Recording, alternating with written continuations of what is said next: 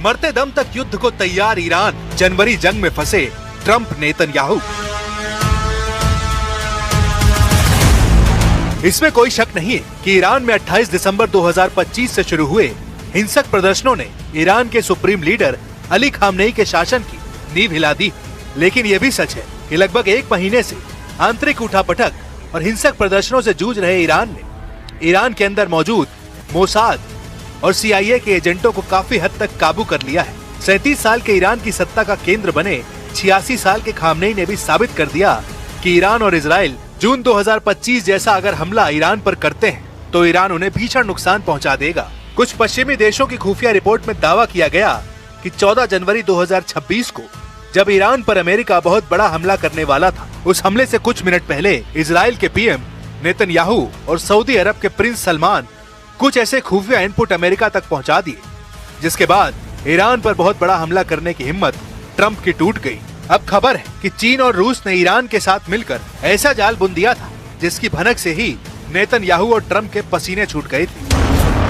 खबरदार, जनवरी 2026 वाला ईरान अब जून 2025 वाला ईरान नहीं है।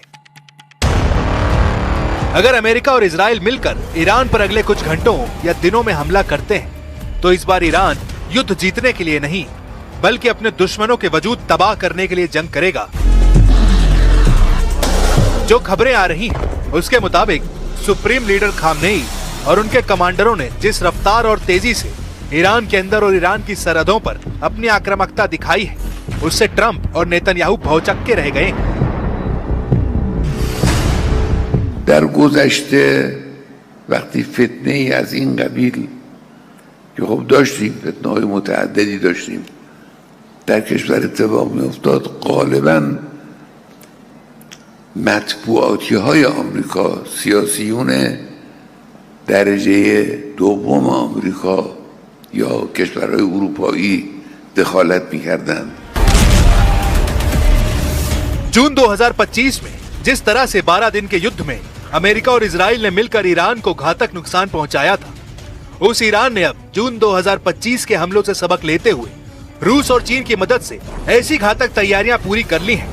अब इजराइल और अमेरिका ईरान पर हमला करने से पहले 100 बार सोचेंगे। सबसे पहले आप ये जान लीजिए कि ईरान को रूस और चीन के हथियारों से जंग लड़ने की कैसी ताकत मिल गई है। ईरान को रूस और चीन से मिलने वाली सैन्य मदद को लेकर इजराइल से लेकर अमेरिका तक कोहराम मचा हुआ है।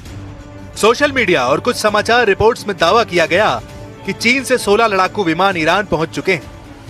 ये दावे कितने सच्चे या झूठे हैं, इस पर पुख्ता तौर पर कुछ नहीं कहा जा सकता है,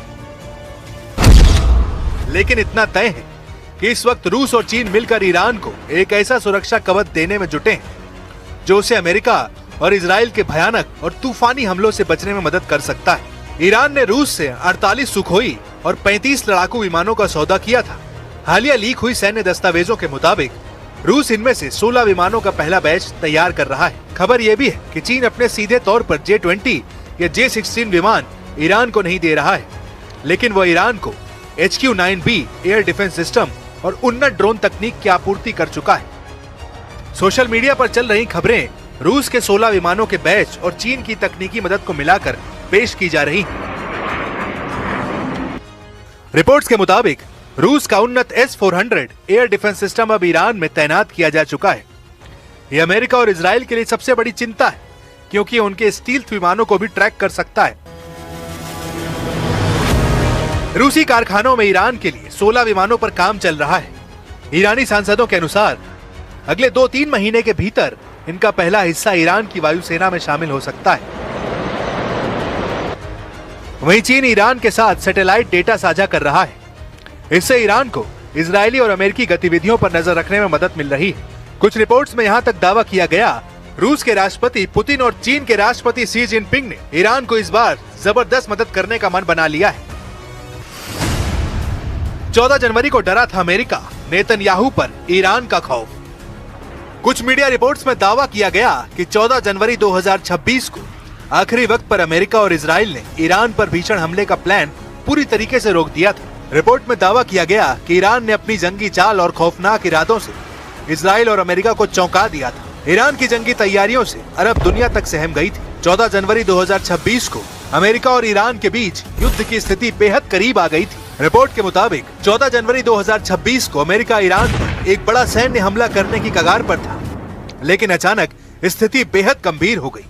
कतर में स्थित अमेरिकी एयरबेस अल उदैद और बहरीन से अमेरिकी नेवी की 5वीं फ्लीट को अलर्ट पर रखते हुए खाली कराना शुरू कर दिया गया था, जबकि ईरान को इस हमले का पूरा यकीन था, इसलिए उसने अपना एयर स्पेस को पूरी तरीके से बंद कर दिया था। रिपोर्ट में दावा किया गया कि अमेरिका के राष्ट्रपति ट्रंप को हमला करने से ठीक पहले ऐसे 2 फोन कॉल आए थे, जिसके बाद ट्रंप ने ईरान पर हमला तुरंत रोक दिया।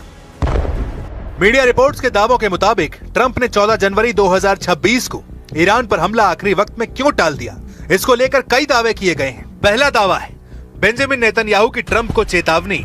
नेतन्याहू ने ट्रंप से फोन पर बात की। उन्होंने चिंता जताई कि इजराइल फिलहाल ईरान के संभावित जवाबी हमले जैसे मिसाइल और ड्रोन अटैक को झेलने के लिए पूरी तरह तैयार नहीं है।